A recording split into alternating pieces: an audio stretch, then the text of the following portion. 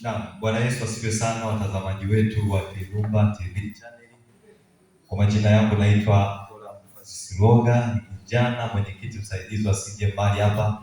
Ikiwa leo ilikuwa ni siku yetu ya furaha sana, ilikuwa ni kilele cha wiki ya CJ. Kuna mambo makubwa ambayo tumeyafanya mahali hapa, tunamshukuru Mungu na nina furaha sana kwa ajili ya huduma ambayo tumeifanya siku ya leo. Nipo na mwenzangu hapa, najitambulisha kwanza. Bwana Yesu asifiwe sana. Amina, unaweza ukajitambulisha kwa majina yako? Amina, Bwana Yesu asifiwe. Ndugu watazamaji, majina yangu naitwa Agata Mtanje, nimeokoka na mpenda Yesu. Tunamshukuru Mungu kwa ibada tuliyofanya kwa siku ya leo. Amina, kuna mambo mengi ambayo tumeyafanya ya kufurahisha, lakini kubwa zaidi tumeweza kutengeneza mchungaji wetu ambayo ilikuwa jambo kubwa sana. Kwa ufupi, unaweza ukazungumziaje ibada ya siku ya leo na matukio ambayo yamefanyika? Wewe binafsi umeonaje? Amina, Bwana Yesu asifiwe. Kwanza mimi mahali hapa ni katibu wa vijana. Kwa ujumla tunamshukuru Mungu kwa sababu sio kwa akili zetu wala sio kwa nguvu zetu ambapo mpaka tumeweza kutimiza kilele chetu. Haikuwa rahisi kwa akili za kibinadamu, lakini hata sasa tunasema Bwana ni Ebeneza, maana yake ametusaidia.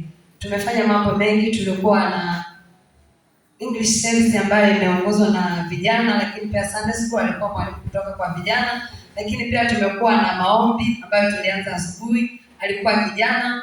Tumekuwa pia na ibada ya neno la mchana ambapo ametuhudumia kiongozi wetu, katibu wa jimbo kutoka jimboni.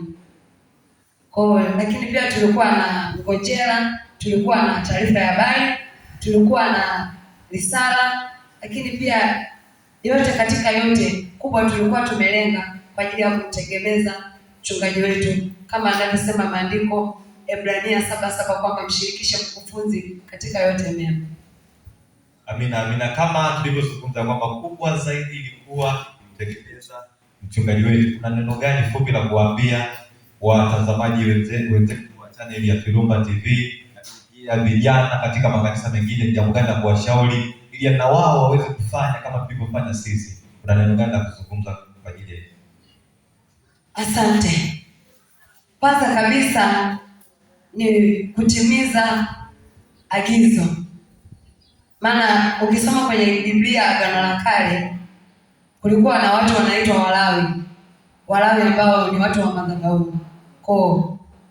Tunapaswa kuwategemeza wachungaji wetu kwa sababu kazi ya Mungu ndio wanalipa kupitia sisi tunapomtumikia Mungu. Na washauri vijana wanaotazama kokote kule walipo kwamba tunatakiwa kufanya hivyo kwa kufuata miongozo yetu ambayo tumewekewa kutoka juu, nikimaanisha jimboni.